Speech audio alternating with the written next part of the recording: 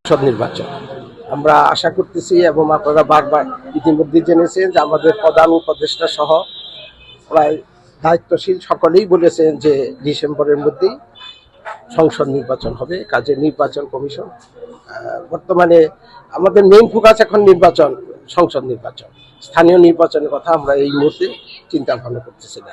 এবং স্থানীয় নির্বাচনের যে অনগোয়িং যে রিফর্ম প্রসেস চলতেছে তাতেও কিন্তু স্থানীয় নির্বাচনের আমাদের কাছে কোনো আসে নাই, পর্যন্ত সরকার কাছ থেকে এরকম কোনো রিকোয়েস্ট আসে নাই বা সরকার থেকে কোনো অনুরোধ আসে নাই যে স্থানীয় নির্বাচন করার জন্য।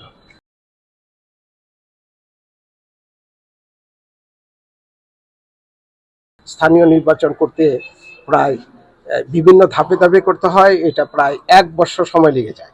কাজেই যদি এখন এই মুহূর্তে যদি আমরা স্থানীয় নির্বাচন করি তাহলে আমাদের সংসদ নির্বাচন ডিসেম্বর বা জানুয়ারির মধ্যে করা খুবই অসম্ভব এবং কঠিন। আমাদের এখন মেইন আমাদের টার্গেট হচ্ছে, মেইন ফোকাস হচ্ছে সংসদ নির্বাচন। আমরা এটা নিয়ে এখন আমাদের ভোটার হালনাগাদ করা হচ্ছে, ভোটার লিস্ট, এবং সেই ভোটার লিস্টও আমাদের জুনের মধ্যে সেটা সম্পূর্ণ চূড়ান্ত হয়ে যাবে।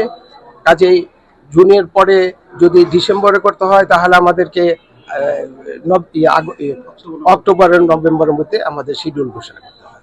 কাজেই তার আগে করাটা বা স্থানীয় নির্বাচন করাটা আমাদের জন্য আমরা এই মুহূর্তে পসিবল মনে করতেছি।